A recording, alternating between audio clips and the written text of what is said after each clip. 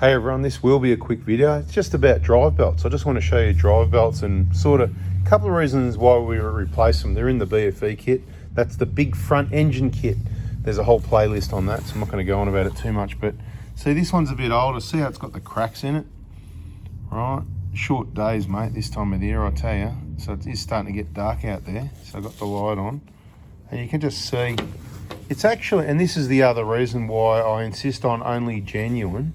And the genuine ones are made by Bando, I think it is, for Toyota. And this one, you won't read it on there because it's so old and flogged. But there's different types of Bando belts. So you can buy, think you're being cool going, well, I'll just buy direct and it's cheaper. The belts are not that expensive, really. For 150,000 Ks, it's cheap as chips. And I've done that. I tried buying Bando brand ones, and they're different. So stick with these. I've got the snow jacket on. That's how cold it is out here. It's ridiculous. But what happens is the belts stretch a little bit, so then the goes out of range on the automatic tensioner. So that's one reason. The other one is they get old, they deteriorate. You start to get cracks in them.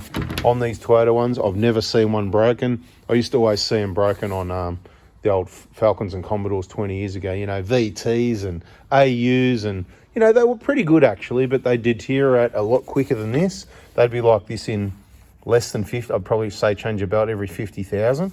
Where you can see, yeah, this is like 250,000 or something like that.